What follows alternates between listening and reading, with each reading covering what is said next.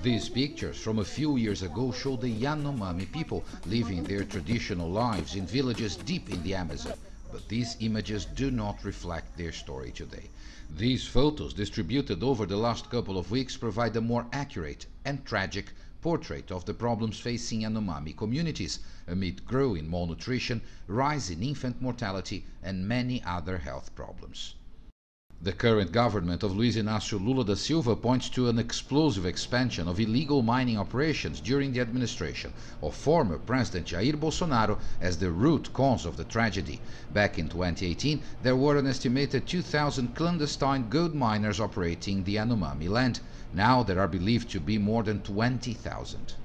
Emergency health care and assistance teams have been flown into the area, and over 1,000 Yanomami, including many children, flown out for medical assistance. President da Silva traveled to the Amazon state of Roraima last weekend to promise swift action both in this crisis and against the root cause of the problem.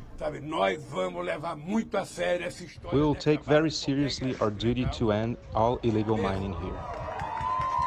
In November of last year, federal prosecutors in the state of Roraima requested urgent action following several demands by other groups and government bodies, but nothing happened. When the gold miners arrive near an indigenous community, they have a negative impact. The indigenous people begin to rely on them for food, but also find alcohol, drugs, prostitution. And the mining activities destroy the environment, and the indigenous can't even go back to cultivate their crops and feed from the river fish. Justice Minister Flávio Dino ordered the federal police to investigate whether the Bolsonaro government committed genocide, intentionally withholding assistance to the Yanomami, an accusation raised by many indigenous affairs experts and activists in Brazil. Foram muitas denúncias. We had a lot of alerts. We had alerts from indigenous associations, from federal prosecutors. Even the Supreme Court ordered the government to remove the gold miners, but they did nothing. On the contrary, the previous government said everything was all right. Nada foi feito.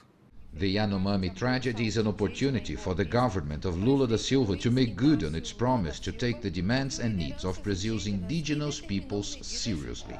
Hopes are the new government's attention to the Yanomami will continue long-term and well beyond a temporary emergency operation. Paulo Cabral, CGTN, São Paulo.